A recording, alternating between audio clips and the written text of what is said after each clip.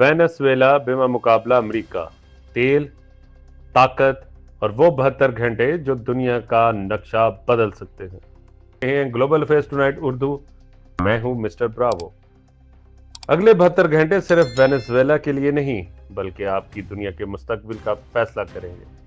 जो कुछ आप देखने जा रहे हैं ये कोई ब्रेकिंग न्यूज नहीं, तारीख है जो इसी लम्हे तेज रफ्तारी से आगे बढ़ रही है। ना ये कोई लातीनी अमेरिका का मसला है, ना वेनेजुएला का अंदरूनी बहरान, और ना ही कोई इंसानी हमदर्दी की मुदाखलत। ये दर हकीकत एक आलमी ताकतों की जंग है जिसमें फैसला होना है दुनिया की तवानाई की रगों पर किसका कंट्रोल होगा। जंग कितनी महंगी या सस्ती होगी और क्या स्ट्रेटेजिक वसाइल रखने वाले ममालिक अब भी खुद मुख्तार हैं या सिर्फ नाम नेहाद। अगर अमेरिका वेनेजुएला पर फैसला कुन कंट्रोल हासिल कर लेता है जहां दुनिया की तेल के सबसे ज्यादा ज़खायर मौजूद हैं, तो इसके झटके सिर्फ क्राक सकते दूध नहीं रहेंगे। ये तूफानी लहरें तेहरान, मास्को, बीजिंग, तल अवीव, रियाज और हर उस मौशत तक पहुंचेंगे जहां तेल और डॉलर की गहमा गहमी है। ये लम्हा है तवानाई की बालादस्ती का, पेट्रो डॉलर सिस्टम का, जंग की कीमत तय करने का और ये जानने का कि क्या अमेरिका आज भी बगैर एक मिसाइल फायर किए रियासतों की हुकूमतों को रीशेप कर सकता है। आज रात ग्लोबल अफेयर्स टुनाइट में हम आपके सामने खोलेंगे पूरी तारीखी कहानी, पसे पर्दा हिसाब किताब और वो खतरनाक मंजरनामे जो वेनेजुएला को अगली आलमी लड़ाइयों में फ्रंट लाइन बना रहे हैं। हमारे साथ जुड़े रहिए क्योंकि जो कुछ आगे होने वाला है वो वेनेजुएला तक महदूद नहीं रहेगा। तूफान से पहले वेनेजुएला अमेरिका का तेल का खजाना।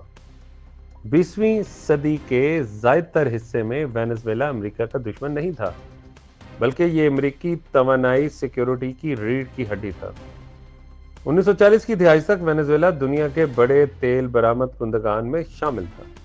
अमेरिकी कंपनियां पैदावार, रिफाइनिंग और तरसील पर काबू पा चुकी थी। वेनेजुएला का तेल अमेरिकी इंडस्ट्री, अमेरिकी फौज और सर जंग की सप्लाई की फ्रंट लाइन के तौर पर जा रहा था।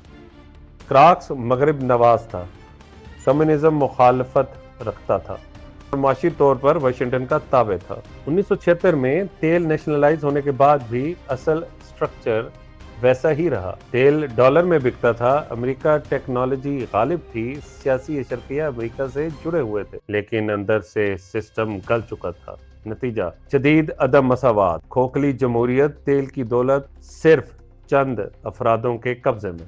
मुल्क अमीर था, अवाम महरूम थे। तारीख का एक सबक याद रखिए, जो तेल की रियासतें अवाम को नजरअंदाज करती हैं वो आखिरकार धमाके और तबाही का शिकार होती हैं। होगो चावेज और तेल की बगावत सन 1999 से 2013। होगो चावेज ने सिर्फ इलेक्शन नहीं जीता, उसने खुद मुख्तारी की नई तारीफ रकम की। चावेज ने तेल को आज़ादी का हथियार करार दिया, IMF और वर्ल्ड बैंक को मुस्तरद किया और अमेरिकी ऑयल एग्जीक्यूटिव्स को मुल्क से बाहर निकाल दिया और तेल की आमदनी अवामी फिलाह पर लगाई। लेकिन असल रेड लाइन जियोपॉलिटिकल थी। चावेज ने क्यूबा से इत्तेहाद किया, ईरान को लातीनी अमेरिका में खुशामदीद कहा और रूस और चीन के साथ कोऑर्डिनेशन की और अमेरिका की रिट को सरेआम चैलेंज किया। वाशिंगटन के लिए ये नाकाबिले बर्दाश्त था। 2002 में चावेज के खिलाफ बगावत हुई और सिर्फ 48 घंटे में इसे हटा दिया गया। बगावत नाकाम हुई और इस नाकामी ने वेनेजुएला को एक मुश्किल पार्टनर से अलामती दुश्मन बना दिया। इस दिन से अमेरिकी मकसद वाज़ेह था, कंटेनमेंट, रिवर्सल और आखिरकार इक़्तिदार की तब्दीली। तेल अब सिर्फ कमोडिटी नहीं रहा था, ये जियोपॉलिटिकल महाज बन चुका था। चावेज के बाद बम्बों के बगैर मुआशी जंग। चावेज के बाद निकोलस को एक मुहासरे में जकरी रियासत मिली, फिर आया परफेक्ट स्टॉर्म। आलमी सतह पर तेल की कीमतें गिरती हैं, अंदरूनी बंद इंतजामियां बढ़ती हैं और बाहर से दबाव में तेजी से इजाफा होता है। अमेरिका अपनी हिकमत अमली बदल लेता है। نہ حملہ کرتا ہے، نہ فوج بھیجتا ہے، نہ ہی اعلان جنگ، بلکہ معاشی گلا گھونٹنا شروع کر دیتا ہے، پابندیوں میں اضافہ کرتا ہے، اثاثوں کی بینکوں میں ضبطی کر لیتا ہے، تیل کی برآمد پر رکاوٹ۔ یہ 21ویں صدی کا نیا محاصرہ تھا۔ مقصد صاف تھا، معیشت توڑو، سماج کو بکھیر دو، حکومت خود ہی گر جائے گی۔ انسانی نقصان بہت بڑا تھا، لیکن ایک غیر متوقع بات ہوئی۔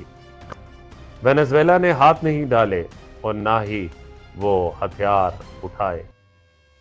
وہ زندہ رہا، بارٹر ٹریڈ کے ذریعے سے، پابندیوں سے بچنے کے لیے نیٹ ورک سے، ایرانی ایندھن سے، چین اور روس کے مالی چیلنجز سے۔ پابندیوں نے ریاست کو نہیں توڑا، اسے مزید سخت، ناقابل تسخیر بنا دیا۔ گائیڈو آپریشن، رجیم چینج کر دی گئی۔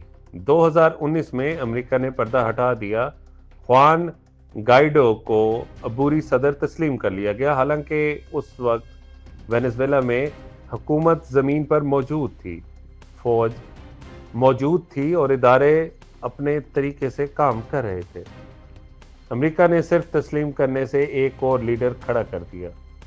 یہ ایک خطرناک مثال تھی۔ خود مختاری اب پہچان سے ختم کی جا سکتی تھی، لیکن منصوبہ ناکام ہوا، کیونکہ فوج نہیں ٹوٹی، اتحادی ساتھ کھڑے رہے، پابندیوں کا اثر ختم ہو گیا اور گائیڈو منظر سے غائب ہو گیا، لیکن حکمت عملی زندہ رہی۔